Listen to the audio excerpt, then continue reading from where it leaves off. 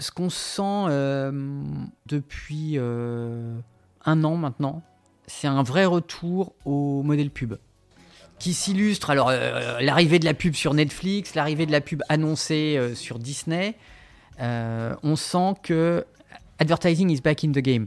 À la fois, c'est vrai pour les médias, mais c'est aussi vrai pour les annonceurs qui, à l'inverse, se disent attention, si on n'arrive plus à communiquer, si on n'arrive plus à annoncer nos innovations, si on n'arrive plus à toucher nos cibles, on est en train d'essouffler un peu le modèle. Et qui va savoir que qu'on a sorti un nouveau produit, un nouveau modèle, si on n'arrive pas à le faire connaître.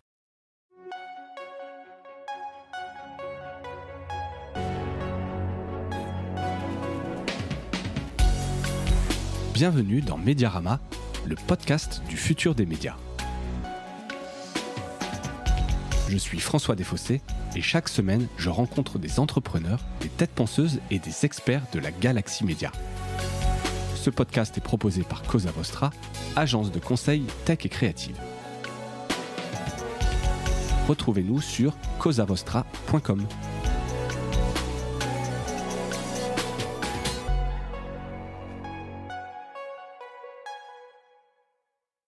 Bonjour à toutes et à tous et bienvenue dans ce nouvel épisode de Mediarama. Je reçois aujourd'hui Philippe Baucher. Philippe, bonjour. Bonjour à tous. Merci d'avoir accepté cette invitation. Alors Philippe, tu es alors c'est un titre en anglais que je suis allé prendre sur LinkedIn, le Head of Digital Marketing, Data Research, Addressable TV and Innovation chez TF1 Publicité. Oui, c'est vrai que c'est un peu long. C'est un peu long, ça fait beaucoup de choses. Alors, c'est en effet tous les sujets dont je m'occupe. Donc, je travaille à la direction marketing de la régie publicitaire TF1. TF1 Pub. TF1 Pub. Et donc, je m'occupe de tout ce qui concerne le marketing de nos offres digitales, essentiellement MyTF1, mais aussi de la télé segmentée, de la data, de l'innovation et des études.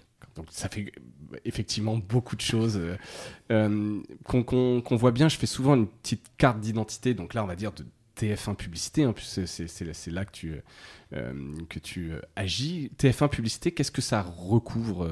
Est-ce que c'est ce que tu viens de nous dire ou il y a d'autres choses si tu devais un peu définir TF1 Publicité ? Alors TF1 Publicité, c'est le bras armé régie publicitaire du groupe TF1 qui commercialise la publicité évidemment sur la chaîne TF1. C'est peut-être la chose la plus évidente, mais également sur l'ensemble des chaînes du groupe, TMC, TF1 Série Film, LCI, également sur le digital, donc MyTF1. On commercialise également, c'est moins connu, mais TF1 Publicité est également une grosse régie radio, puisque nous sommes la régie des Indé radios, c'est-à-dire le groupement des 126, 129 radios locales de France. Ça, je ne savais pas ça. Donc, on est également une grosse régie radio. Donc, les publicités que vous entendez, alors en fonction de votre région, si vous êtes à l'ouest, plutôt Alouette FM, si vous êtes sur Lyon, Scoop, ou sur Paris, FG par exemple, ouais. C'est pubé par TF1 Pub. Plus grosse régie de France, TF1 Pub ? Ou j'ai pas regardé les première chiffres. Régie télé, Ça c'est sûr. Ensuite, il faudrait que les GAFA communiquent peut-être de façon plus transparente sur leurs chiffres pour qu'on puisse complètement juger. D'accord. Donc ton périmètre, on l'a dit, donc le marketing digital, tu nous as un peu raconté tout ça. Alors déjà, pourquoi est-ce qu'il y en a autant ? C'est parce qu'il y a un lien un peu entre tout ça et c'est quoi un peu toi tes grands focus ? Le lien entre tout ça, c'est, j'allais dire, les déclinaisons digitalisées de nos offres et la façon de les mesurer. Ouais. Donc ça comprend tous les usages qui sont digitalisés. Avant, c'était le prime time sur TF1. Désormais, c'est non seulement le prime time, mais aussi le replay, le live digital. Hein, plein de gens qui nous regardent en live sur MyTF1. C'est aussi, au-delà de MyTF1, toute la commercialisation dataisée. Donc comment on rajoute du ciblage publicitaire dans nos campagnes pub. Et puis, comme je l'évoquais, tout le projet de la télé segmentée, sur lequel on reviendra après. On va revenir, qui est un gros sujet, effectivement, dont tu t'occupes. Globalement, combien il y a d'annonceurs chez TF1 Publicité pour avoir quelques métriques un peu mesurées ? Je ne sais pas si c'est simple d'ailleurs à donner comme réponse, parce que... je sais pas si de mémoire, on doit tourner autour de 1500... je crois, entre 1500 et 2000 annonceurs. Ce qui n'est pas tant Ce qui n'est que pas ça. tant que ça, exactement, ce qui n'est pas tant que ça, parce qu'on a un focus, j'allais dire, naturel sur les grandes marques, Ouais. parce que historiquement, C'était TF1, la la chaîne télévision, linéaire, le gros le média. ticket d'entrée de la Ouais. télévision faisait que c'était le média pour Apple, LVMH, Les Renault, grosses boîtes, donc ouais. les Procter & Gamble, les grands faiseurs. Ouais. Justement, la nouveauté du digital et de la télé segmentée, et qui correspond à un vrai projet de transformation pour nous, c'est la conquête de nouveaux annonceurs, Qui est même pas une longue traîne, parce qu'il y a le gros... qui est, on va dire, une mid-trend, Ouais. même si on commence à avoir des annonceurs, comme je disais, au travers de notre offre digitale, ciblée, géolocalisée, on commence à avoir des annonceurs vraiment... presque locaux, on y reviendra. Exactement, on a des agences immobilières qui communiquent sur TF1, donc on commence à avoir des business beaucoup plus modestes. Ça fait cool de dire qu'on annonce sur TF1 quand même quand on a une petite agence.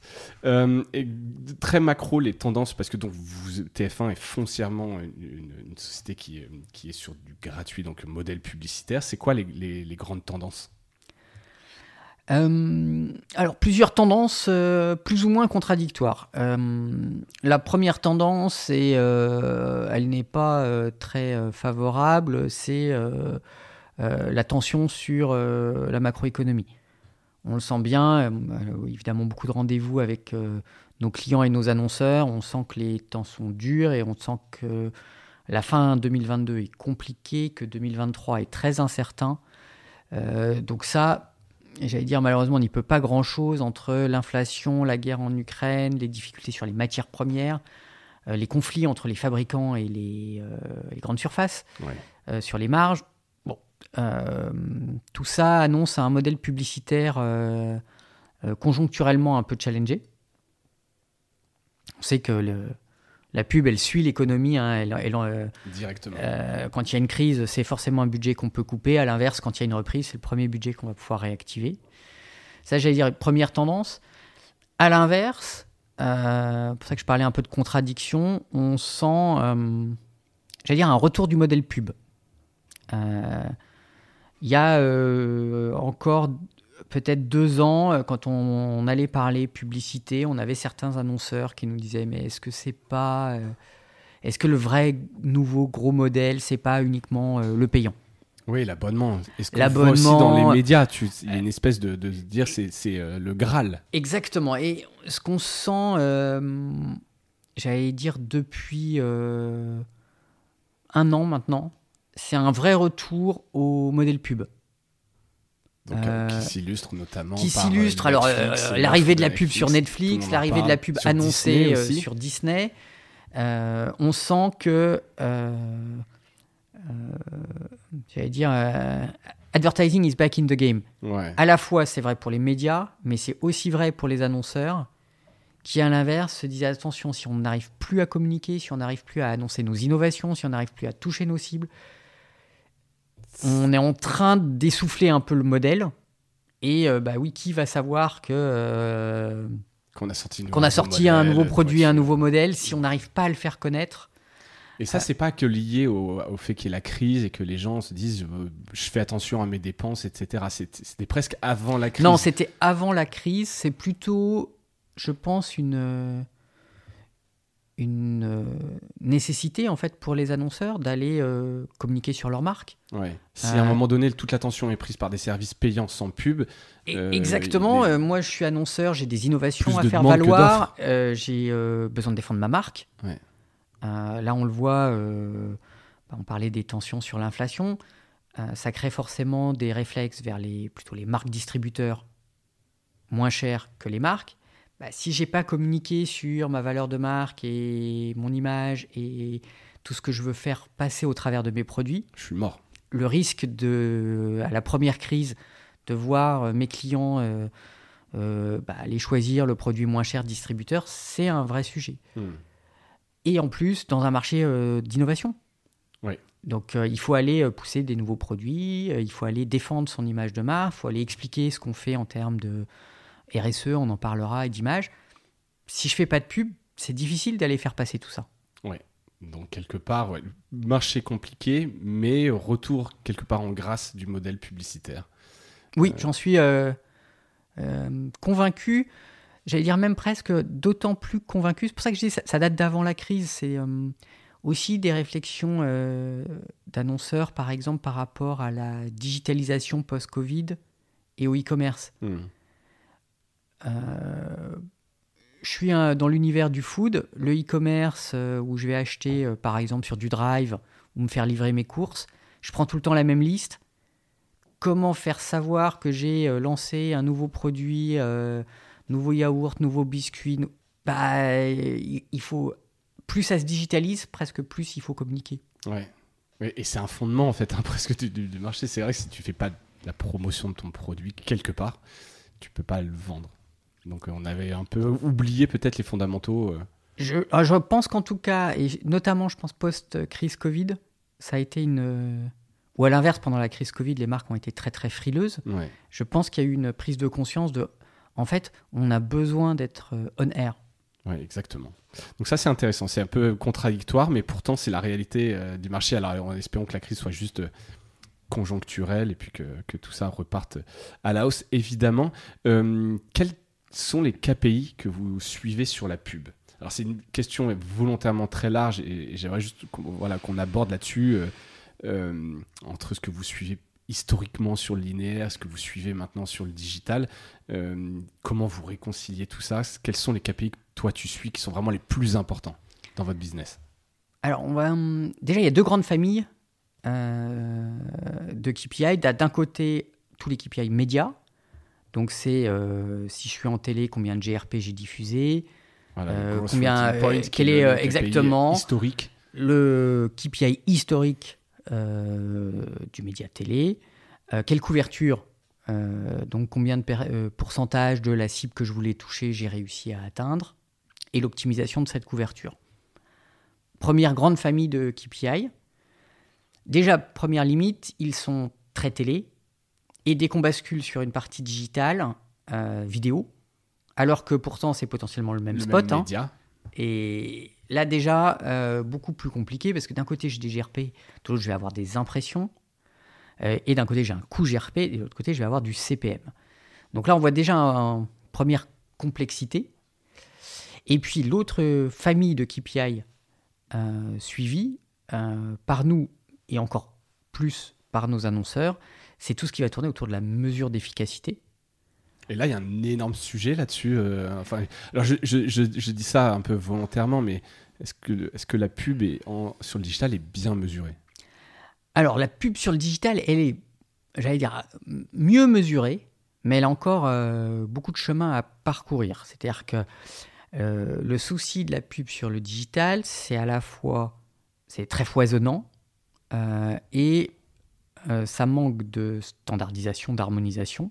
Historiquement, il y avait quand même la viewability, alors voilà, le fait de voir qu'une vidéo soit affichée et que exactement, il y a une première étape qui a été franchie avec en effet tous les indicateurs de visibilité et de complétion qui sont arrivés pour se dire que quand même la bannière affichée en bas de page facturée à l'annonceur, c'était honteux, hein.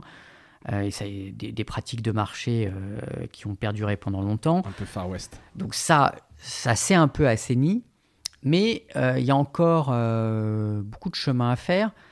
Je pense on parlait de la visibilité, mais de la transparence sur le contexte d'insertion.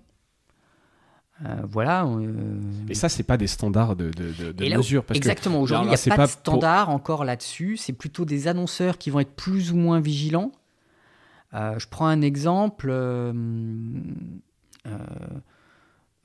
Certaines plateformes sociales ont été pointées du doigt, je reprends pendant la crise Covid, comme étant notamment très en pointe dans la propagation de contenu anti-vax. Si je suis annonceur, avoir ma pub sur un contenu anti-vax, c'est pas très brand safe. J'ai quand même un sujet. On peut en citer plein, même encore très proche ou récemment, on a testé le Netflix pubé.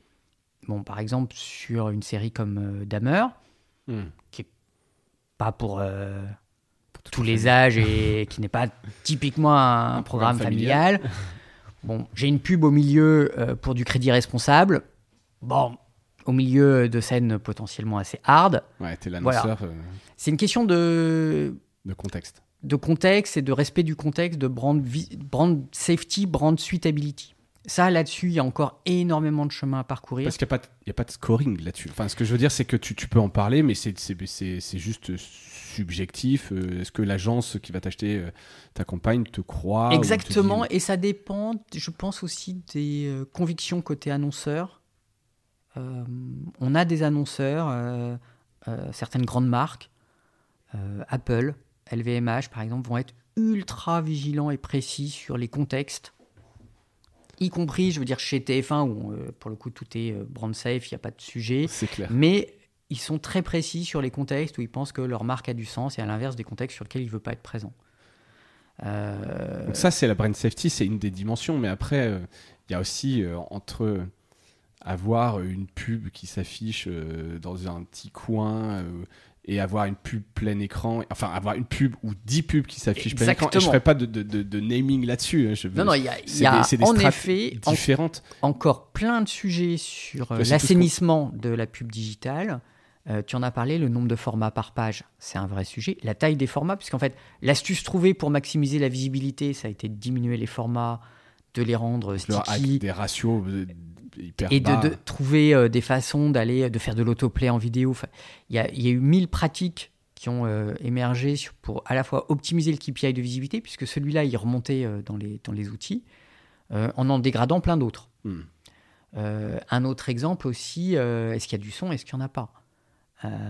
Clairement, une publicité avec du son, de publicité sans le son, n'a pas le même impact, ça n'a pas la même valeur. Donc ça aussi, c'est pas transparent aujourd'hui. En face de nous, on a aussi des acteurs du digital, notamment les plateformes, qui sont encore trop peu transparentes. Un peu le côté wall garden, boîte noire. Sur quoi? Sur l'efficacité? Sur justement la capacité à mettre un mesureur tiers. Si je m'auto-mesure, je crée forcément un doute. Puis il y a eu des antécédents. Je choisis l'équipe. Facebook. Exactement. Facebook a été pointé du doigt justement pour avoir cafouillage, on va dire. Des KPI qui étaient faux. Donc l'automesure, c'est toujours un sujet. Et puis ensuite, sur quel KPI j'accepte d'être mesuré et comment je peux avoir quelque chose aussi de plus homogène. Là, ça rejoint mon chemin entre GRP et CPM et entre télé et digital. Si on veut harmoniser ces marchés, et je pense que c'est ce que nos clients annonceurs nous demandent, il faut qu'on définisse des standards, et des standards qui doivent être homogènes, communs aux différentes expériences. Ouais, parce qu'en plus, il y a un énorme enjeu business, parce qu'évidemment, tu ne vends pas au CPM le prix des campagnes que vous vendez sur le linéaire, etc. Or, les expériences peuvent être sensiblement les mêmes. Quand tu es sur un MyTF1, que tu as une pub quasiment plein écran, que tu vois jusqu'au bout, etc., tu es quand même dans une expérience plutôt premium. Et ça, pourtant, tu ne peux pas le valoriser. On le valorise de plus en plus.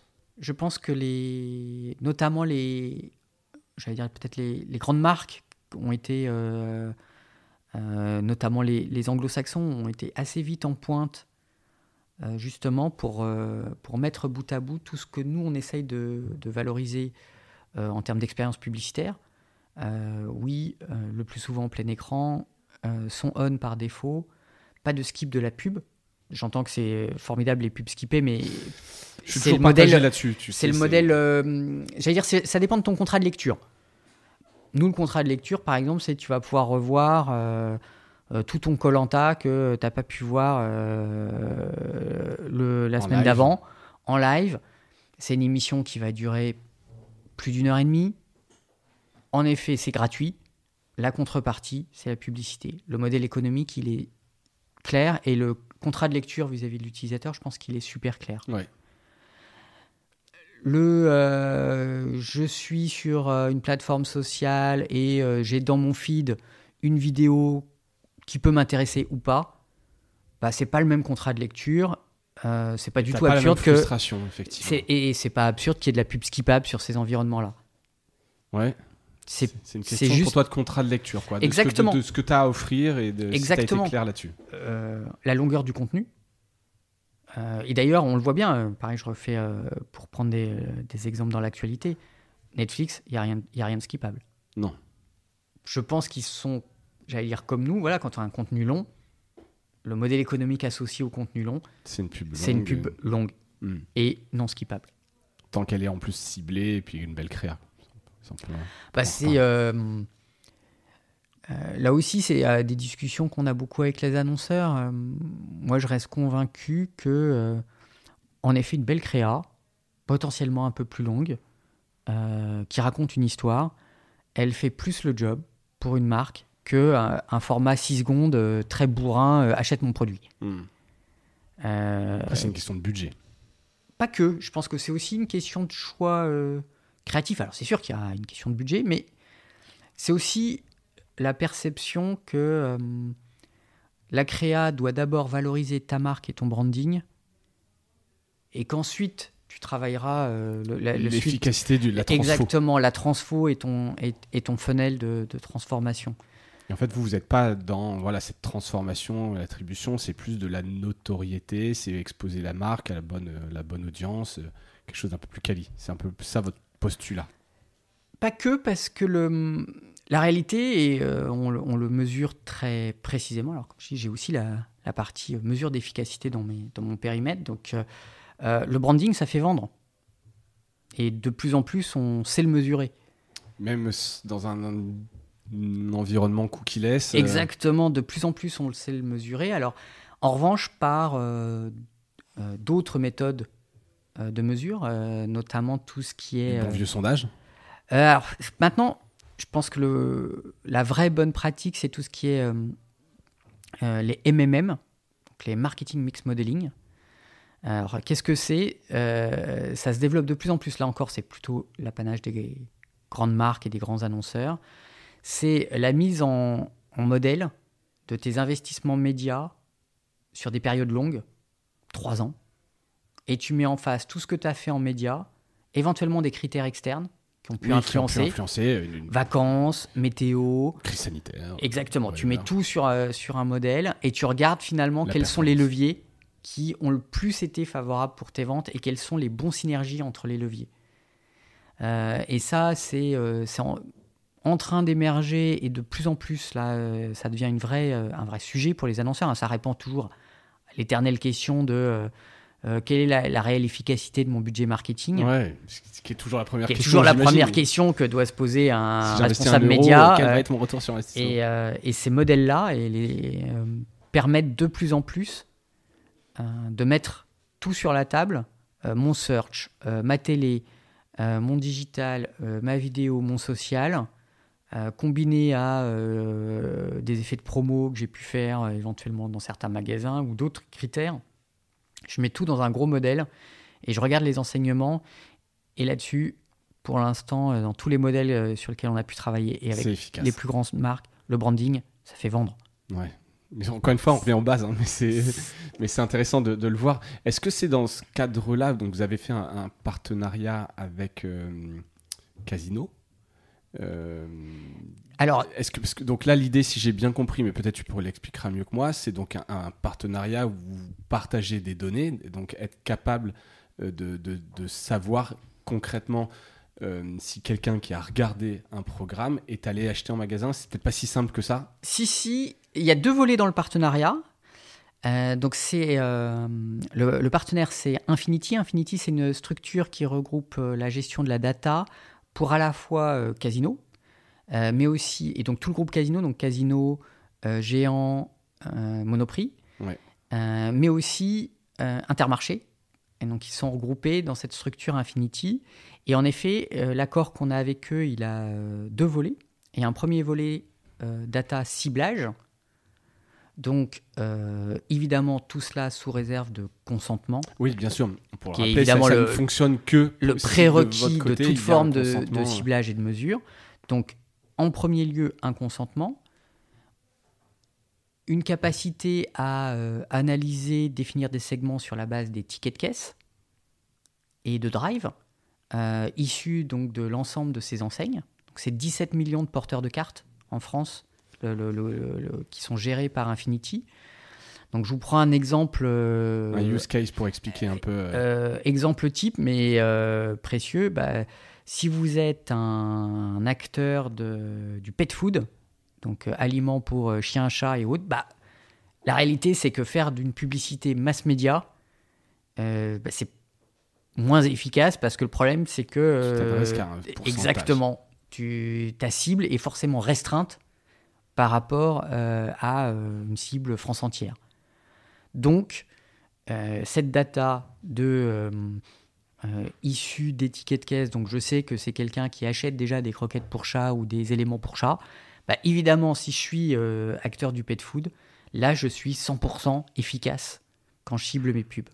Alors, donc là, c'est que sur l'environnement digital, connecté, où tu es capable, toi, au niveau presque de l'individu, d'aller faire une impression de pub parce que tu sais qu'il est pile dans ce segment-là. Exactement, c'est basé sous réserve de consentement, une capacité à faire une pub ciblée, plus efficace, puisque ne portant que sur des gens qui sont dans le segment choisi. Et puis je disais, il y a un deuxième volet, qui est l'autre volet que tu abordais, c'est aussi la mesure d'efficacité. Oui, dans l'autre sens. Intégrée, c'est que voilà, ça permet d'avoir un retour aussi. La fameuse voie de retour, ouais. Très attendue par les annonceurs, qui me permet de voir, j'ai ciblé telle population, j'ai diffusé tant d'impressions. Campagne. Est-ce que j'ai un retour sur investissement ce que je vois dans les chiffres, return on ad spend, ouais. qu'on est capable, grâce à Infinity, d'apporter à nos clients. Donc c'est à la fois plus de ciblage et puis une mesure d'efficacité intégrée. Et là, pour le coup, qui n'est pas sur un modèle d'algorithme prospectif, c'est du réel, quoi, c'est de la data. Exactement, c'est du ticket de caisse. Du ticket de caisse. Et alors, ça marche. Vous en êtes où? Je sais plus quand a été signé ce deal. Est-ce que c'est peut-être récent? Parce que j'imagine qu'il y a pas mal de. Aujourd'hui, ça fait plusieurs années qu'on travaille avec Infinity. Alors, Infinity date de cette année, puisqu'avant c'était Relevancy qui était uniquement groupe Casino. Ils sont devenus Infinity avec l'arrivée d'Intermarché, qui nous permet en plus d'avoir un panel encore plus large. Donc ces fameux 17 millions de porteurs de cartes. Aujourd'hui, c'est déjà, je pense, à peu près 15% des publicités que vous allez voir sur MyTF1 qui sont issues de ces ciblages dits shopper, intentionniste, retail. D'accord. Donc, oui, donc c'est déjà bien présent. C'est déjà exactement, et ça complète le bon vieux socio-démo de je veux cibler un homme entre 25 et 49 ans. Alors il y a plein de marques où c'est encore pertinent, marque large, en effet, c'est Ferrero, mon client qui me disait mais moi tout le monde achète du Ferrero, ce qui n'est pas faux. Non, c'est ça. Et en effet, aller chercher des ciblages ultra raffinés pour que finalement vous avez un produit ultra mass market. Non, ça n'a pas toujours de sens. Mais pour plein d'annonceurs, le ciblage renforce l'efficacité, évite de la déperdition, génère de l'efficacité. Et ils ne sont pas tentés dans ces cas-là d'enlever des budgets justement de la télé, du linéaire si tu n'as pas ce ciblage-là, pourquoi aller dépenser 1 euro sur quelque chose où au final tu sais que tu vas avoir beaucoup de déperdition? C'est là où je disais, tout dépend de mon produit. Et voire tout dépend du cycle de vie dans lequel je me trouve. Je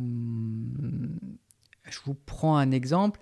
Si je suis un produit mass market, en effet, j'ai tout intérêt à aller le plus large possible, puisque finalement, tout le monde potentiellement achète ou peut être devenir acheteur de mon produit. Puis la force du mass média, alors comme la télé, mais l'affichage aussi ou la radio ont à peu près les mêmes caractéristiques, c'est génère de l'écoute conjointe. Je vais cibler non seulement celui qui achète potentiellement, mais aussi celui qui conseille, celui qui recommande, celui qui utilise. On sait bien que dans un bon jingle, on retient. On sait bien que dans une famille, il y a celui qui écrit sur la liste de courses, celui qui fait effectivement les courses, celui qui consomme exactement le produit, et potentiellement, c'est 3 personnes différentes. Ouais. La force d'un mass média, c'est une capacité à toucher tout le monde. En fait, il faut trouver le bon mix. Exactement. Tout est affaire de mix et de répartition, et puis de caractéristiques de ces produits. J'évoquais, oui, c'est sûr que sur du pet food, le ciblage, il a beaucoup de sens. Oui, parce que c'était l'exemple auquel je voulais venir. Alors, pour être honnête, je ne regarde pas la télé, en dehors de Koh-Lanta. C'est mon petit péché mignon en famille qu'on regarde. C'est le seul truc qu'on regarde en live, je pense, une fois par an. Mais il y avait des pubs pour du pet food. Je vais pas citer de marque. Ils continuent de le faire, alors que je sais pas combien de personnes, de pourcentage des foyers français ont un animal de compagnie, mais ils continuent de faire des grandes campagnes antennes. Ça a toujours un peu de sens de garder du mass média, parce qu'en revanche, on sait que si tu fais du precision marketing et si tu ne fais que ça, le souci, c'est que tu n'as pas créé l'image de marque précédemment. Dans l'imaginaire des gens, marque leader, etc. Exactement. Ouais. Et donc, tu as besoin quand même, quel que soit un peu ton business, tu as besoin d'un équilibre. Après, sinon, tu es une espèce de boîte très niche qui s'adresse qu'à ces trucs. Exactement, et sur lequel tu ne seras pas perçu comme crédible. Je prends un autre exemple. Si je fais caricatural, mais tu vas voir, il explique bien notre affaire. Si je suis une marque d'aliments pour bébés, des jeunes mamans en France d'enfants entre 1 et 2 ans, il y en a forcément très très peu à un instant donné. Ouais. C'est une niche, ça doit être 2%, 3% de ta population française, je ne sais pas exactement le bon chiffre. Mais en tout cas, c'est très faible. C'est très faible. Donc, tu pourrais te dire, je vais faire que du precision marketing et aller chercher justement en fonction de leurs pratiques d'achat ou autres pour trouver être le plus précis possible sur cette population-là. Sauf que la maman en question, si elle n'a jamais entendu parler de ta marque, c'est pas au moment où elle va être exposée qu'elle va d'un seul coup se dire « Ah oui, je vais prendre cette marque-là », alors qu'elle n'en a jamais entendu parler. Tu as quand même besoin de l'auto global. Exactement, masse. C'est pour ça... C'est un exemple parmi tant d'autres pour se dire que ton mix, et c'est pareil pour un exemple, si je suis Renault, si je fais que de l'intentionniste auto, en fait le problème c'est que souvent j'arrive un peu tard. L'intentionniste auto, on sait qu'il a déjà mis un set de marques dans sa tête, il va hésiter, il y a encore du chemin. Mais tu as intérêt très tôt. Il sait déjà qu'il va peut-être hésiter entre... Peugeot, Renault et Toyota. Et que c'est pas au dernier moment que tu voilà, exactement. Il faut construire ce cheminement. C'est bien ça. Presque un cours là un peu théorique de publicité sur un peu l'importance du mix et donc l'importance toujours du linéaire. On va le quitter d'ailleurs un peu le linéaire. On va parler de TV segmentée et d'innovation parce que c'est là où effectivement il y a le plus d'innovation techno en ce moment. Alors j'ai repris un peu travailler l'épisode, que c'est vraiment 2021 qui a été l'année de lancement et d'implémentation de chez chacun des FAI, donc les fournisseurs d'accès, puisque la TV segmentée, ça passe en France par les box. Ouais, tout à fait. Il faut 3 critères pour être éligible à la télévision segmentée. Il faut regarder la télévision via sa box. À peu près 60% des Français qui regardent la télévision via leur box. Ensuite, il faut avoir une box pas trop ancienne, puisque c'est la box qui va assurer l'ad-serving, en partie l'ad-serving de la publicité. Donc, évidemment, il ne faut pas que ça mouline. Ouais, il faut quand même qu'il y ait un processeur suffisamment exactement puissant pour faire que ça soit totalement sans couture et transparent pour le téléspectateur. Et puis, 3e prérequis, il faut avoir donné son consentement. Alors ça, j'ai pas le souvenir, mais c'est peut-être parce que j'ai une box Free depuis quelques années. Mais c'est-à-dire que la première fois que tu... Free est un petit peu en retard. C'est le plus en retard, on va dire, des FAI, même s'il est en train d'avancer là-dessus, sur le recueil du consentement. Mais en effet, Orange, Bouygues Télécom, SFR ont lancé un process normal comme en digital. Oui, donc tu allumes ta box. Obligatoire, on va te dire, est-ce que vous êtes d'accord pour avoir de la publicité avec les 2 boutons obligatoires, tout accepter, tout refuser. C'est le même encadrement réglementaire qu'en digital pour la CNIL. Ouais. Évidemment, si je clique avec ma télécommande, si j'appuie sur le bouton tout refuser, j'aurai... les publicités du linéaire traditionnel. Et puis si j'ai donné mon consentement, dans ce cas-là, l'expérience, en fait, c'est de la télé segmentée, c'est plusieurs foyers qui regardent Koh-Lanta en même temps, pour reprendre ton exemple, n'auront pas, au moment de la coupure pub, forcément les mêmes pubs. Donc dans l'intervalle de la coupure publicitaire, Il y aura des publicités nationales, donc les mêmes pour tout le monde. Et puis potentiellement, si vous êtes à Paris ou à Marseille, vous aurez des publicités différentes. Si vous êtes en maison ou en appartement, vous aurez des publicités différentes. D'accord. Et on connaît... Pas plus de publicité. Hein, c'est la même durée. C'est la même durée, hein, c'est exactement la même, c'est juste que vous ne verrez pas tout à fait les mêmes. D'accord. On connaît le pourcentage de consentement. Est-ce que c'est quelque chose que les FAI communiquent ? Oui, les FAI... Grosso modo, sur le digital, on parle de 70%, en Là, moyenne marché 65-70%. Ouais, c'est très très proche. Je crois que l'AFMM, qui est l'association des FAI, communique sur une moyenne de 65% de consentement. Donc, on est, j'allais dire, dans les mêmes eaux que le digital classique. Ce qui est important, ça veut dire que c'est un vrai consentement et que... sur la base de ces 65%, et avec les 3 critères que j'ai évoqués, une box, pour l'instant pas encore free, donc une box des 3 autres opérateurs, avoir donné son consentement et avoir une box relativement récente. Aujourd'hui, on a un petit peu plus de 14 millions de Français. Tu disais 60% ou c'est voilà, c'est ça. Une fois que je mets tous mes différents filtres, j'arrive à plus de 14 millions de Français aujourd'hui qui sont éligibles à la télévision segmentée. D'accord, donc ça, c'est une grosse partie. Alors, voilà, ça commence à être très significatif. 14 millions de personnes, si on veut se donner des comparaisons, c'est plus que par exemple le nombre de visiteurs uniques sur l'équipe ou de visiteurs sur vente privée, pour prendre 2 exemples, VP et l'équipe de genres très différents. Ouais. Mais voilà, on est dans cet ordre de grandeur-là.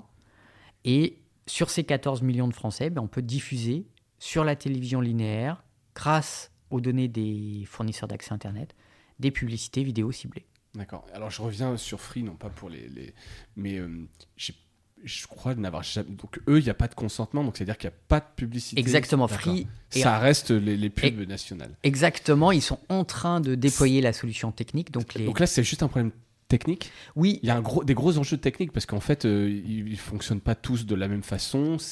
Exactement. Alors là, on a en plus une spécificité, mais une réussite française. C'est que pour développer ce marché de la télévision segmentée, on a décidé de le faire en mode collectif.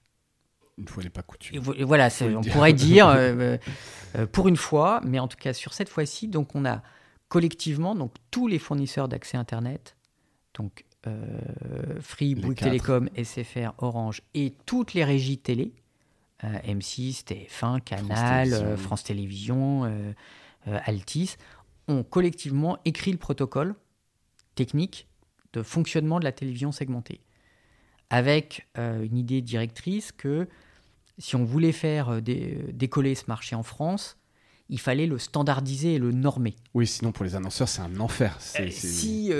Alors ça, c'est ce qui fonctionne chez M6 sur les box Orange, mais ce qui fonctionne chez TF1 sur les box Bouygues, c'est pas pareil. On avait la conviction collective qu'on allait dans le mur. Ou en tout cas qu'on créerait un petit marché.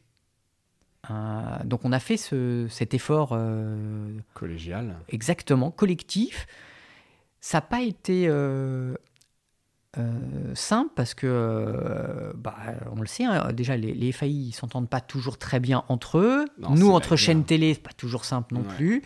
Mais là, l'objectif a réussi à fédérer tout le monde, de se dire il faut qu'on ait une norme, même les segments de data sont identiques, pour se dire il n'y en a pas un qui crée un segment qui est complètement qui est différent, qui serait pas selon défini sur la même méthodologie que et il y a des enjeux techno derrière ou non, au final c'est assez simple Non, c'est de la dentelle, c'est de la dentelle parce que l'enjeu technologique il est majeur, parce que en tant que téléspectateur l'expérience doit être complètement sans couture. C'est-à-dire qu'il est hors de question évidemment que en plein milieu parce que là, on parle de live. Exactement, c'est on du parle live. Pas du replay. On parle bien imagine de la télé en plein live, milieu de France-Australie de Coupe du Monde, en plein milieu de ta mi-temps, t'as d'un seul coup ta télé qui commencerait à mouliner comme on peut avoir en digital avec une pub qui passe pas, avec une pub qui tourne. C'était inenvisageable ni pour nous ni pour les fournisseurs d'accès. Donc il fallait que techniquement ce soit ultra fluide. Et il y a des box qui sont mieux que d'autres techniquement? Ce qui est sûr, c'est que les box qui justement ne sont pas suffisamment bonnes par rapport au protocole, d'un commun accord, FAI et nous, on les a retirées. D'accord, donc certaines versions de comme box... je disais, c'est pour ça que des box un peu trop anciennes, elles sont pas éligibles. Elles sont pas éligibles parce qu'il y a trop de télésécommanté. risques d'avoir un écran noir, un truc qui... Ce qui est juste une catastrophe pour tout le monde. C'est du live, hein. Ouais, bien sûr. C'est du live, donc c'était pas... c'est en aucun cas envisageable. Et donc, alors, pardon, mais je reviens, c'est pas que je fais une affaire de free, hein, c'est juste que je suis curieux. C'est quand même être censé, dans l'imaginaire des gens, en tout cas, être les plus geeks et les plus... Je sais qu'ils avaient pas... À chaque fois, ils communiquent sur leur box comme si c'était vraiment des trucs de ouf, basés Android. C'était les premiers à adopter Android de mémoire. Pourquoi ils sont en retard là-dessus? C'est des problématiques business, en réalité, derrière? Non, je pense que c'est plutôt des priorités de roadmap. C'est que Free, quand on en parle avec eux, ils nous disent il n'y a pas de souci, on va le faire, mais c'est un projet parmi... Il y a quand même des enjeux business derrière. Non? Bon, oui, après, c'est pour ça que je pense qu'on y arrivera. Oui, voilà, c'est ça. Et que on y arrivera, c'est d'ailleurs clairement un de nos objectifs. De toute façon, tu disais, c'est annoncé, là, ça va être en déploiement. Ça va être en déploiement, on pense courant 2023. D'accord. Et donc là, tout le monde sera... exactement. C'est le dernier, tout le monde, ils seront rentrés dans le rang. Exactement, et là on pourra toucher, on pense, à terme, plus de 30% des foyers français qui seront bien éligibles télésegmentés. Oui, une fois que tu retranches le consentement toujours... par rapport aux 60%, etc. Exactement. Donc on aura une base solide et intéressante pour les annonceurs. Oui. Puisque les différents avantages, c'est que je peux cibler ma publicité sur la base des datas fournies par les opérateurs, et notamment de data ultra déterministes. Je prends un exemple, la géolocalisation. On sait qu'en digital, la géolocalisation n'est pas toujours aussi précise que ça pour plein de raisons des proxys et autres, mais là, par définition, l'opérateur sait exactement où est ta box. Et donc... il sait que tu es là, il sait que tu es chez toi, il sait où tu es. Et donc ça permet toute une possibilité de pub ciblée. Hein. Donc je disais, on a eu plein de publicités pour des offices du tourisme, sur du culturel, sur tout ce qui est voyage aussi. Ça veut dire que si je suis SNCF ou un voyagiste et que je cible Marseille, je mets des trucs au départ de Marseille. Ouais.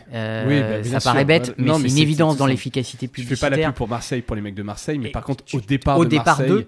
Exactement. Ça veut dire aussi que si j'ai un bassin d'audience particulier, je peux le cibler. France entière, mais uniquement à X kilomètres de mes magasins.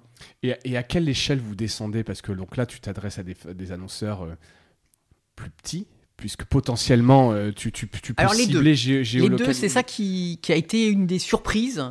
Tu te dis, on a encore parce que si je suis moi un électricien et que je bosse je suis à Bordeaux et je bosse exactement. Alors j'ai bien les deux. C'est-à-dire que, comme je dis, ça a été une des surprises un peu dans les enseignements de la télévision segmentée, sur lequel on commence à avoir 1 an et demi de retour d'expérience.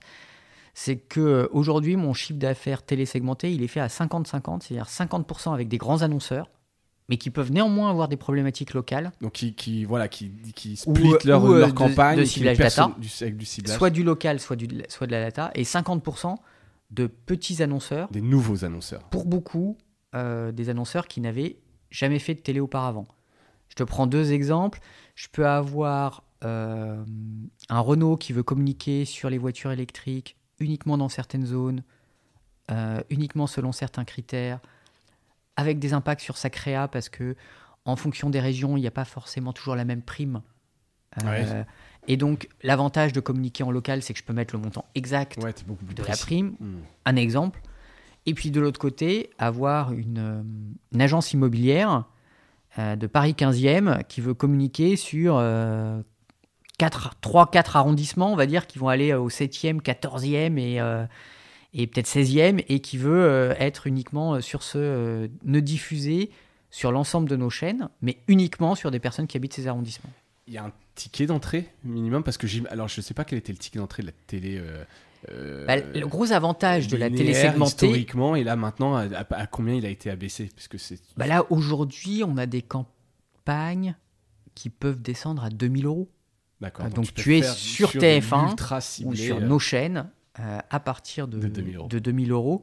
Là où en télévision, comme tu diffuses un spot en national, c'est tout de suite un ticket d'entrée à quelques dizaines de milliers d'euros pour quelques spots. Quoi. Ouais, et en pleine nuit, etc. Donc forcément, Évidemment, t'as une économie qui est complètement différente. Et comment vous le gérez? Parce que j'imagine que pour une campagne de 2000 euros, alors c'est extrême, mais ça existe, tu t'appelles pas la régie de TF1. Alors c'est pour ça que, plusieurs choses. On a d'abord structuré une équipe en région. C'était nécessaire puisque on abordait des clients locaux, régionaux. Donc on a des commerciaux sur les différentes grandes plaques régions de France. Et puis on a signé un partenariat parce qu'on a conscience que voilà vous n'avez pas le savoir-faire. TF1, voilà, exactement. Enfin, je veux dire, ouais, c'est pas votre, On est une grande régie, c'est pas votre ADN. très fort sur les grandes marques, les grands annonceurs nationaux, mais qu'on avait encore plein de choses à apprendre sur le local et les petits annonceurs. Et on a signé un partenariat avec Le Bon Coin. Alors vous connaissez tous Le Bon Coin pour leur service, mais c'est aussi une régie publicitaire, Le Bon Coin, puisque ils travaillent avec les différentes marques qui veulent être présentes sur leboncoin.fr et l'appli du Bon Coin. Et leur force, c'est qu'eux, comme je disais, nous on travaille peut-être avec 2000 annonceurs, eux ils travaillent avec 300 000 clients qui communiquent sur Le Bon Coin. Et donc on a mis en place ce partenariat. Et donc typiquement, l'exemple que je te citais, c'est-à-dire que la régie Le Bon Coin propose dans ses dispositifs. Je te reprends l'exemple de l'agence immobilière. L'agence immobilière, toutes les agences immobilières ont un compte Le Bon Coin pour promouvoir leurs annonces. Oui, pour acheter ça fait une partie maison, du b.a.-ba de l'agence immobilière.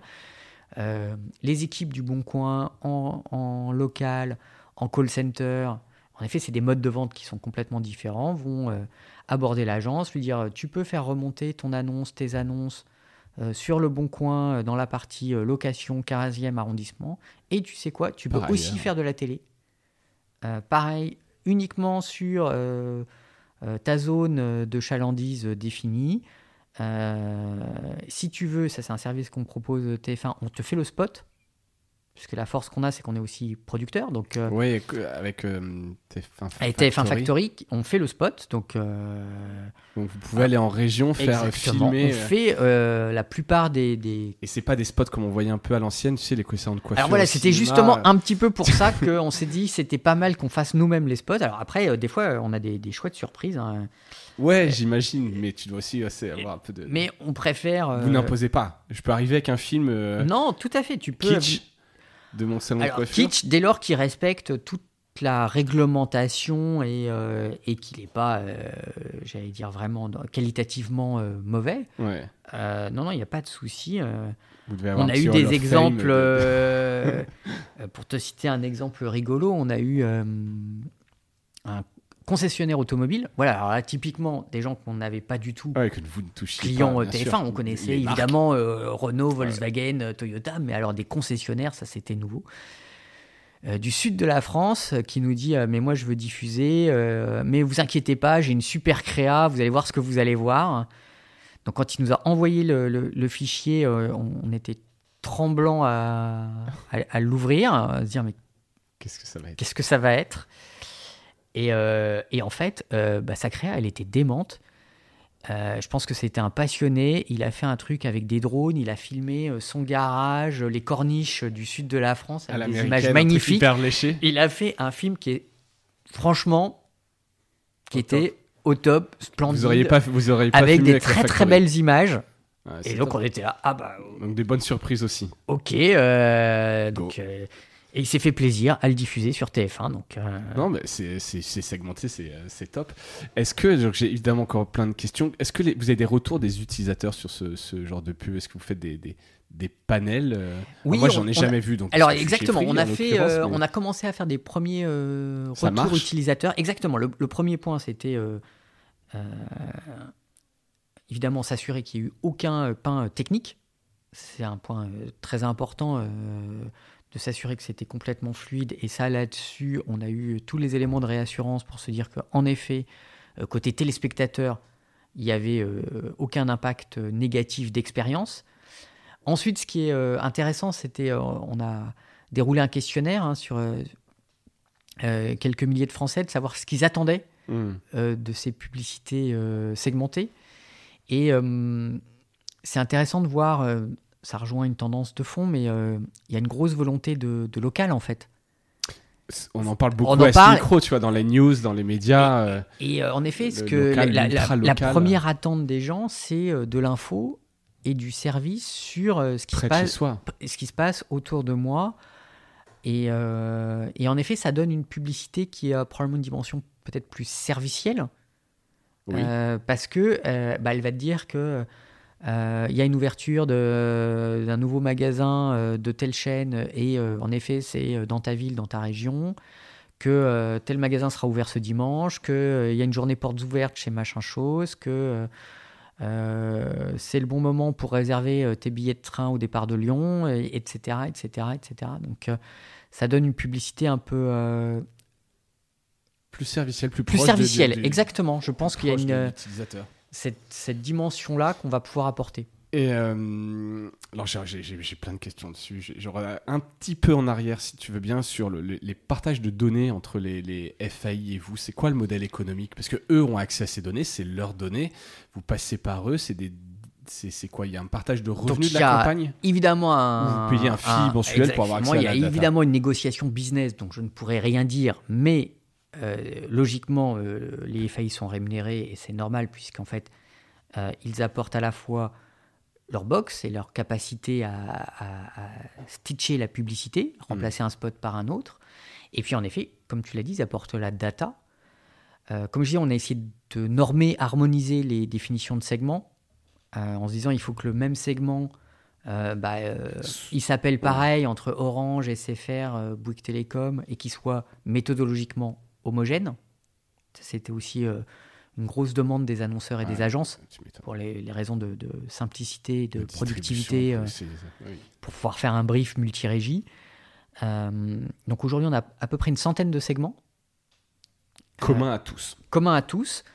Pour te donner des exemples, évidemment, donc région, département, ville, code postal, arrondissement. Donc voilà, tout ça, on l'a à disposition et de façon simple et normée.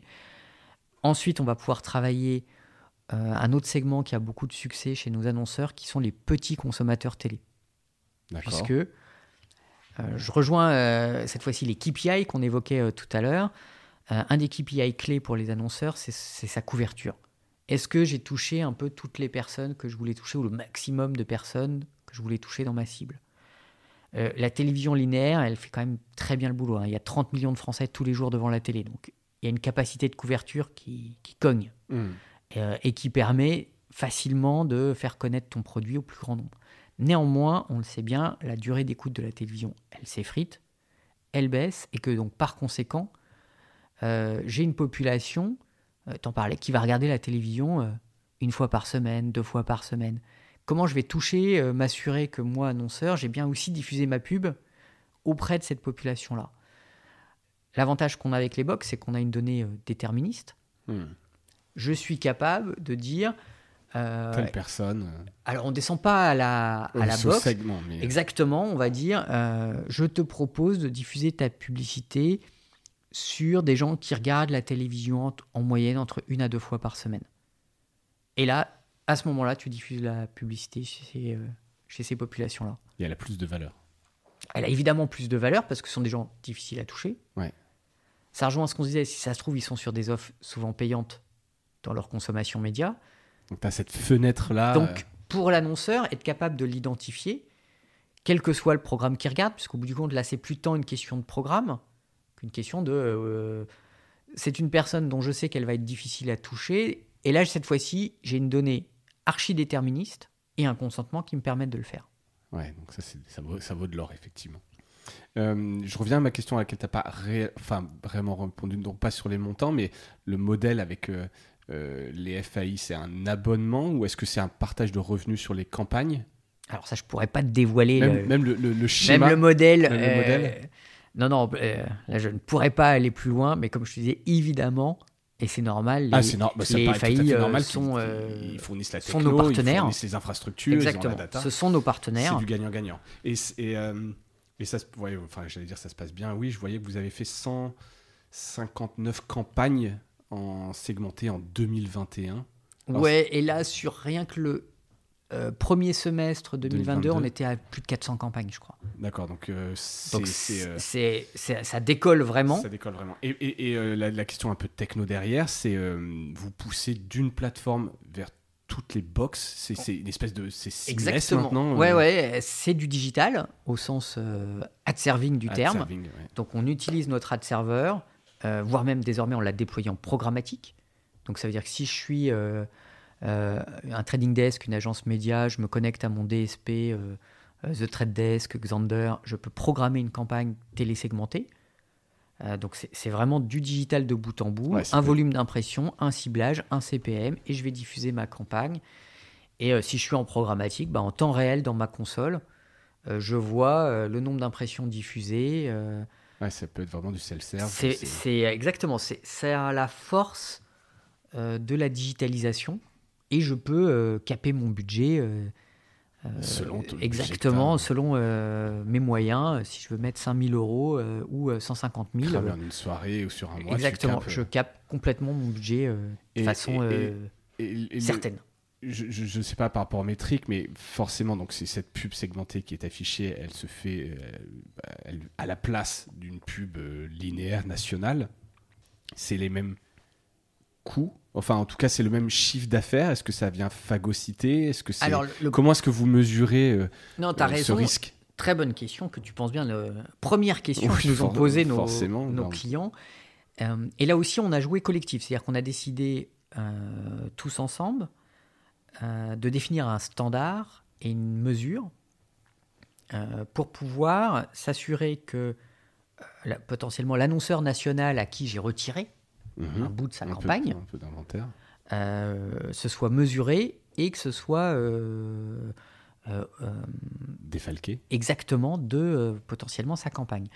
Donc ça, toutes les régies plus l'UDECAM, l'association des agences médias, plus l'Union des marques, donc les annonceurs, plus Médiamétrie, on a défini ensemble un standard pour se dire, voilà comment ça va être mesuré. On a mis Médiamétrie dans la boucle. C'est aussi notre valeur différenciante par rapport, je l'évoquais, aux plateformes anglo-saxonnes. Voilà, il y a un tiers de confiance qui reçoit nos logs ad server, dit oula, là vous avez enlevé quand même 300 000 impressions sur tout l'Île-de-France à ma campagne nationale XY. Voilà les répercussions sur cible, et nous on les intègre derrière, et ça va être défalqué ou compensé. Si je lui en ai enlevé 300 000, il faut que je lui en rajoute 300 000 à un autre endroit. Et ça revient au final au même chiffre d'affaires? Enfin, c'est peut-être des questions un peu Alors le basiques, CPM de la mais- télévision segmentée, il est plus élevé que le CPM de télévision linéaire. D'accord. Donc, t'as C'est quand même un inversement intérêt proportionnel au ticket d'entrée, puisque télévision linéaire, gros gros ticket d'entrée, mais CPM peu qualif. ultra intéressant. La télé linéaire, elle est très bon marché. Oui, mais c'est en fait c'est parce que c'est Parce un que- gros ticket, parce que c'est on c'est parle massif. c'est massif. C'est ultra massif. L'autre c'était sur du quali, c'est ultra Et quali. donc là, c'est cher au je vais être CPM. beaucoup plus ciblé. Alors je te disais, par exemple, si je veux toucher que les habitants de la région nantaise, évidemment, je vais payer un CPM nettement supérieur, mais je ne toucherai que ces gens-là. Ouais. Ok. Donc vous avez quand même un intérêt. Enfin, c'est la chèvre et le chou. Exactement, il faut qu'on ait... Et pour nous, c'est super important parce que, comme je le disais tout à l'heure un peu en média planning, les deux ont du sens. Évidemment que ça a du sens de communiquer nationalement et de taper fort et d'avoir une capacité de couverture massive. On disait la pub à la mi-temps de France-Australie, j'ai touché 14 millions de personnes en un coup. Et, si je le traduis en digital, j'ai fait 14 millions d'impressions avec un capping de 1 en 10 minutes. Ouais, c'est fou. Il y a très peu d'offres, si Qui ce ont n'est une aucune, puissance comme qui ça. peuvent faire ça. Mm. Et ça a toujours un sens. Comme je disais, les plus grandes marques, évidemment que ça a un sens de travailler, comme je disais, leur branding, leur notoriété. Et ensuite, il faut être capable de proposer les deux et de proposer du ciblage de l'adressable, peut-être pas pour les mêmes clients, parfois pour les mêmes mais qui n'ont pas les mêmes problématiques. Je disais, j'ai dans les télésegmentés, le premier secteur c'est l'automobile en investissement chez nous.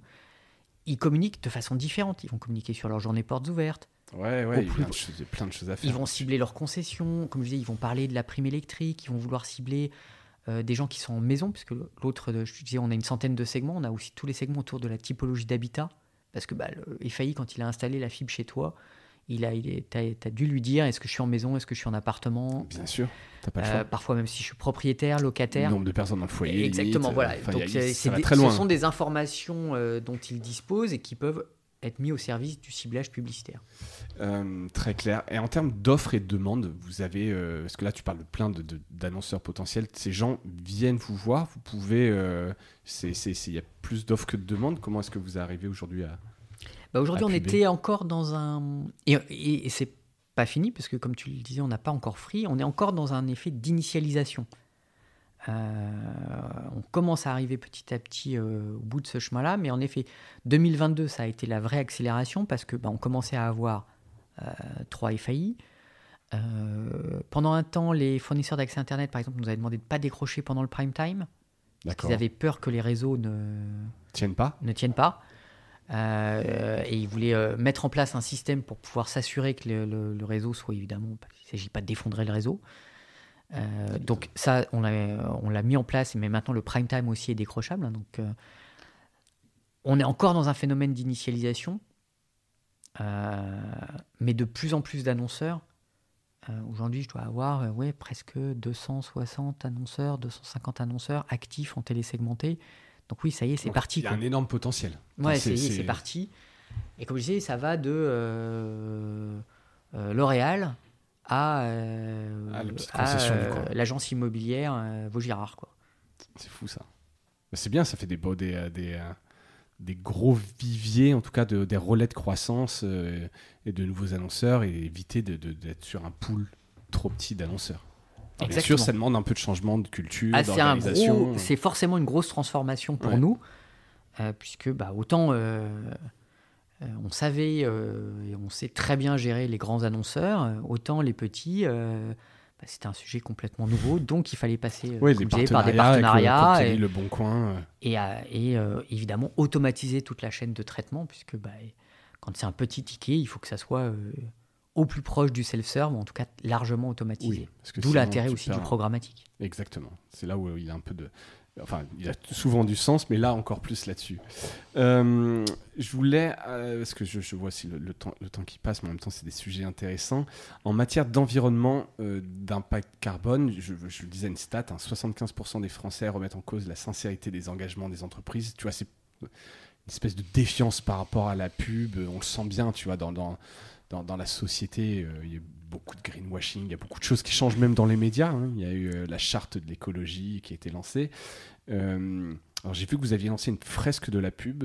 Je n'ai pas creusé le détail, donc je vais te laisser peut-être expliquer ce que vous avez fait là-dessus et nous dire à quel point c'est quelque chose qui a du sens et que c'est pas du greenwashing pour le coup. Oui, tout à fait. On a conscience en tant que TF1 que on a un petit rôle à jouer. Modeste, mais on a nous aussi un rôle à jouer sur ce sujet de l'environnement et de l'écologie. Pour ça, on a mis en place plusieurs éléments à la fois internes et externes. En interne, on a formé tous nos collaborateurs. Tu parlais par exemple du greenwashing. Maintenant, le greenwashing, c'est un vrai sujet et qui peut nous faire refuser des publicités.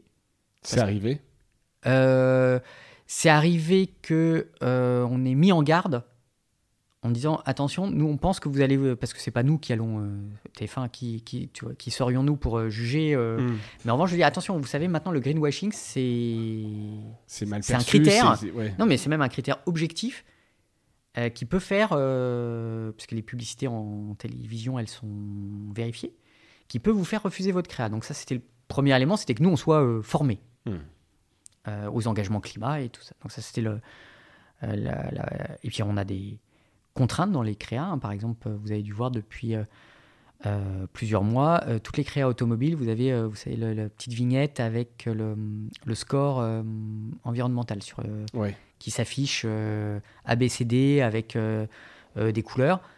Voilà, ça aujourd'hui, maintenant, c'est obligatoire. Donc, Oui, donc ça, mais ça, c'est le marché.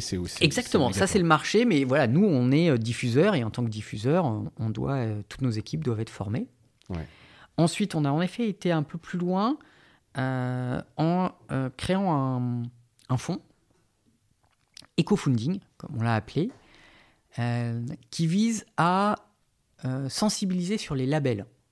T'en parlais, il y a une vraie défiance, parfois justifiée, parfois pas. Et quand on s'est interrogé sur, nous TF1, qu'est-ce qu'on pourrait faire pour essayer d'aider sur la transition écologique, on s'est rendu compte que les labels bio, durables, étaient équitables. C'était le Far West, qu'il y en avait des bons et des pas bons, que les annonceurs essayaient de communiquer dessus parfois, mais sans que ça ait de l'impact. Donc on s'est dit, on va structurer ça, et le rôle que nous, on peut avoir, c'est d'utiliser nos antennes et nos formats pub pour expliquer ce que sont les labels. Et on a dit, on crée un fonds qui va se faire des créas et consommer de l'espace publicitaire pour expliquer les labels. Et ce fonds, nous, on l'alimente. Et puis les marques qui jouent le jeu en mettant des labels, alors on a défini avec l'ADEME, parce que comme je disais, nous, TF1, on vous n'êtes pas on n'est pas légitime. Voilà. Ouais. Donc on a dit, c'est l'ADEME qui va définir, voilà les labels vrais, justes, qui doivent être considérés. Et tout annonceur qui communique en utilisant ces labels et en les mettant dans ses créas alimente le fonds. D'accord. Automatiquement. Et ce fonds derrière sert à quoi ? Ce fonds derrière, il sert à produire des films. Pour les labels. Pour expliquer, je te prends un exemple, l'indice de réparabilité. Ouais. Bon, c'est un peu technique, non, mais tout le monde ne maîtrise sujet. pas, mais néanmoins, c'est un vrai sujet. Ouais. Et c'est bien que les marques qui communiquent sur cet indice de réparabilité, ça tombe pas, j'allais dire, que ça soit pas du chinois pour les gens qui reçoivent leur message.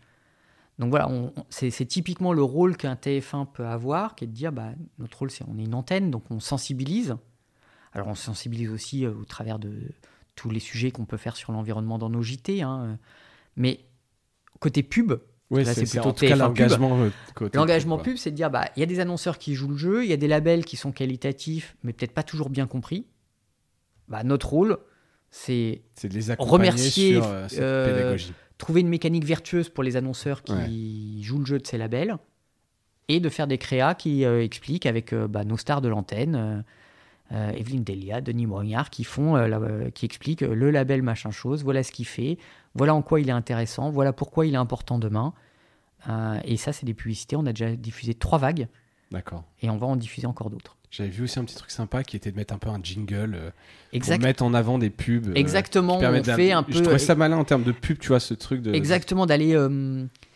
C'est un peu exactement, part, c'est toujours la même idée. Il y a des annonceurs qui font des efforts dans leur créa, qui font des efforts dans leur discours et dans le fond, je veux dire, qui remettent en cause leurs produits qui sont engagés. Et on trouvait bien de l'accompagner aussi par un jingle. Et puis, dernière partie de l'initiative, tu en as parlé, c'est que alors peut-être certains connaissent la fresque du climat, qui permet de se rendre compte de façon un peu plus ludique et pédagogique des enjeux climatiques et des enchaînements causes-conséquences de nos actions sur le climat. Donc déjà, nous tous, chez TF1 Pub, on a tous... participer à cette formation. Et pendant la formation, on s'est dit c'est hyper intéressant, mais c'est généraliste, parce que c'est la fresque du climat. Et du coup, une partie de nos équipes a constitué avec des experts la fresque de la pub, qui est de se dire, nous aussi, quand on fait de la pub, on a des impacts. Comment je mesure l'empreinte carbone d'une campagne ? Qu'est-ce qu'il faut prendre en compte ? Oui, parce qu'on voit pas tout ça, on le mesure. Et pourtant, voilà, pour dire et sensibiliser, j'allais dire. Et cette fresque de la pub qu'on a montée, on la déroule auprès de nos annonceurs pour les sensibiliser, mais aussi de nos agences médias et même des concurrents qui nous ont demandé, et même Google nous a demandé de pouvoir participer à la fresque de la pub, et on a dit oui. C'est bien, plus vous êtes. C'est pas un sujet TF1, c'est un sujet global de se dire on a une responsabilité. On a collectivement une responsabilité. Alors, chacun maîtrise un petit bout, mais voilà, je prends un exemple bête, mais si votre créa pub, vous êtes allé la tourner à la Guadeloupe versus faire un montage et jouer sur des incrustations, forcément, elle n'a pas le même... Il pourrait y avoir un indice sur les pubs. Alors, on n'en est pas là, mais il y a des questions de calculette carbone et de standardisation de ces sujets-là. Mais voilà, c'est un exemple, mais la créa, la diffusion, le mode de diffusion, le device... Ouais, on en parle aussi, tu vois, sur la qualité, la compression. Exactement. Est-ce que tu as toujours besoin de Ultra HD pour regarder une pub? Exactement, et tout ce qu'on peut optimiser sur toute la chaîne. En tout cas, vous avez ces enjeux-là en tête et la fresque Bien sûr. en est ce fond. Et puis d'accompagner nos annonceurs. Voilà, je pense que pour beaucoup d'annonceurs, c'est un choc, cette transition. C'est des enjeux très lourds, industriels, pour eux de devoir changer... leur modèle d'approvisionnement, leur composition produit, leur packaging, et pour beaucoup d'entre eux, ils sont engagés, ils font des vrais efforts. Ouais. Il faut le faire savoir, il faut justement peut-être essayer de déjouer la défiance, en tout cas pour les marques qui jouent le jeu, qui font l'effort, et qui font vraiment des efforts, parce que ce sont des défis industriels. Ouais. Non, t'as raison de le souligner. C'est pas toujours du greenwashing, et quand il y a des vrais efforts sincères, si on peut mettre en avant... C'est ça, récupérer un label, pour ça que je reviens sur mes histoires de labels, mais obtenir pour une marque un label validé par l'ADEME, c'est pas simple. Il y a un cahier des charges à respecter, ça veut dire que la marque, elle a certainement fait des efforts et des compromis pour pouvoir respecter ce cahier des charges.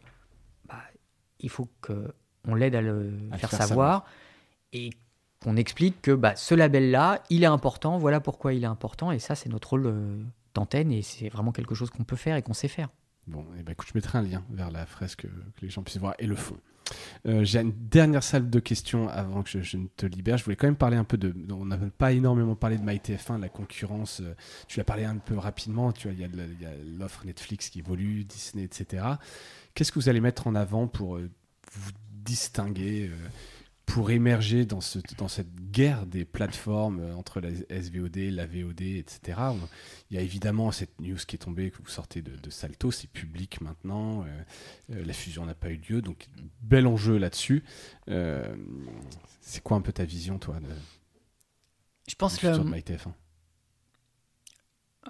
Si on prend le tout début, si on part des usages, le premier point qui est... je pense, frappant et structurant, c'est l'essor de la consommation vidéo. J'entends quel que soit. Globalement. Cross-device. Cross-device, cross-platform. Les Français regardent près de 5 heures de vidéo par jour.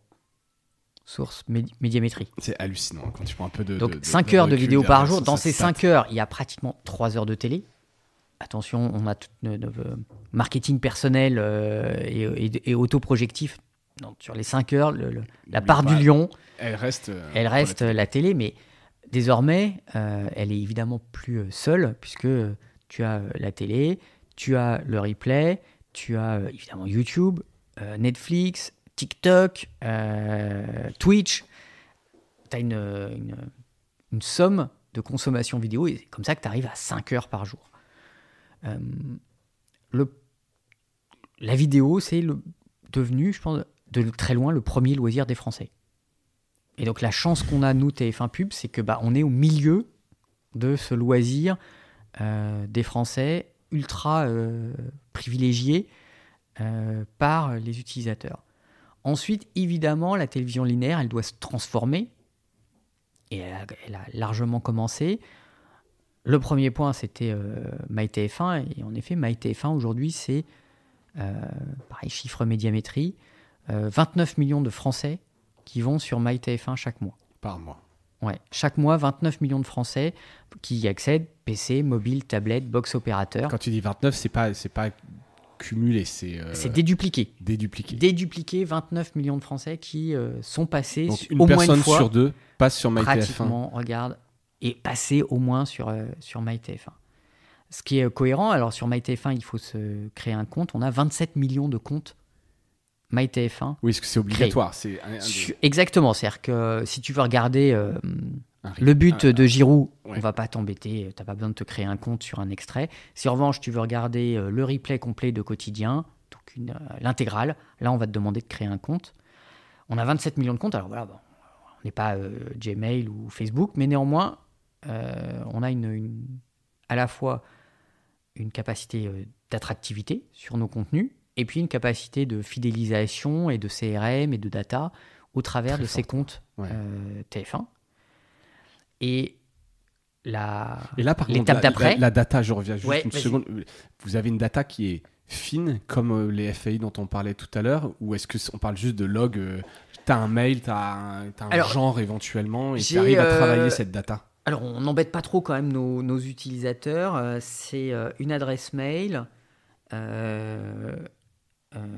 âge, sexe, date de naissance, code postal ok, tu as quand même 2-3 données.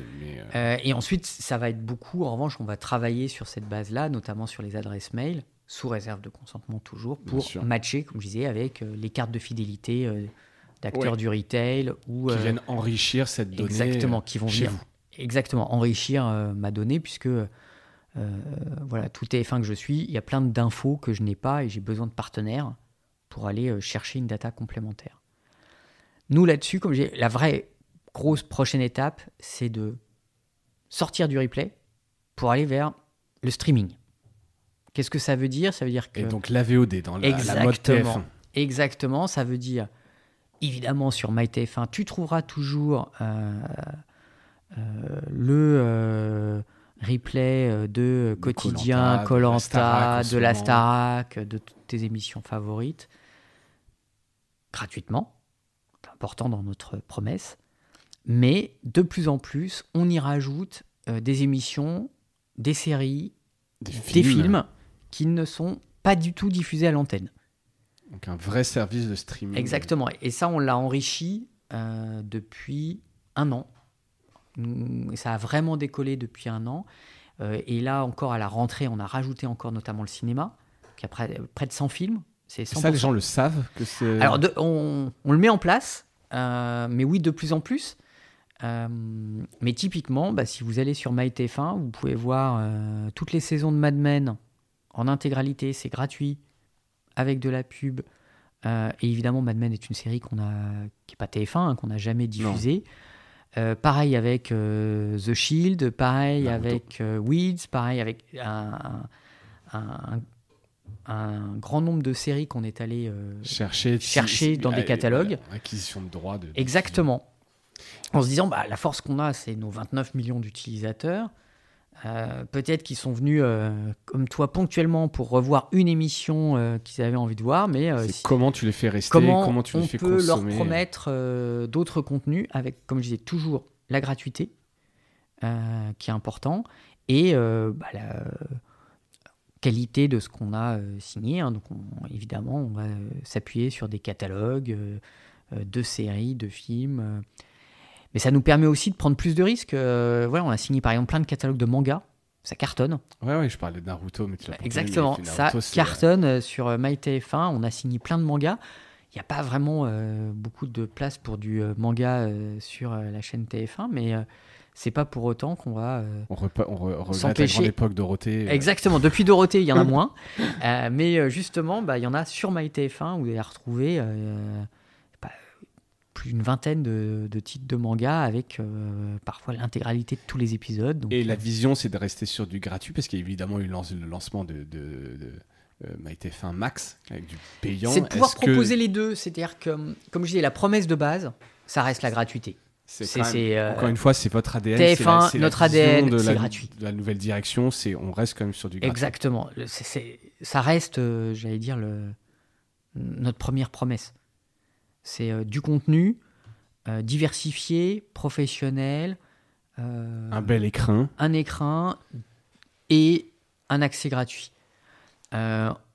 Ensuite, on a conscience que voilà, il y a une partie de population qui veut pas de pub.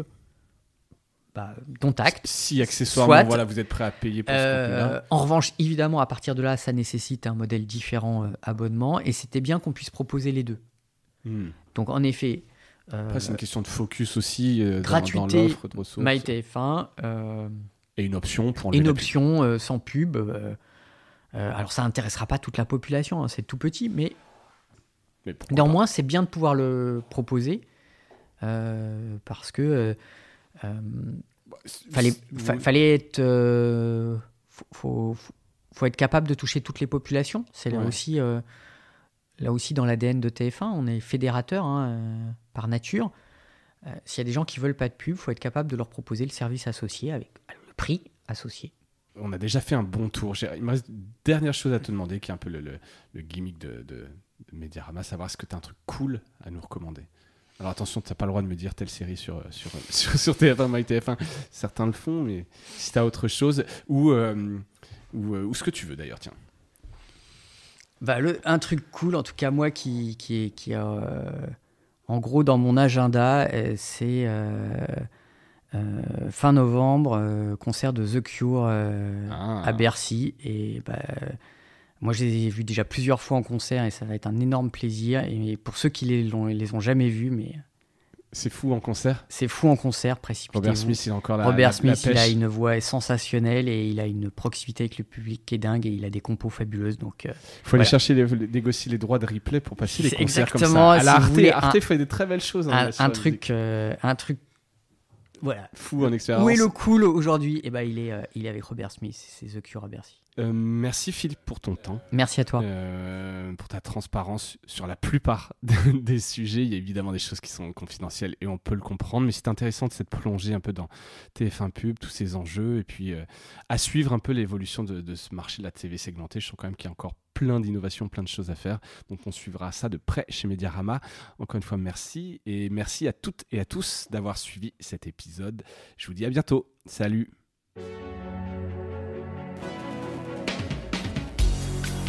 Voilà, Mediarama s'achève. Si cet épisode vous a plu, n'hésitez pas à le liker et le partager. Et puis, si vous souhaitez être accompagné par notre agence Cosa Vostra, contactez-moi par mail mediarama@cosavostra.com. Portez-vous bien.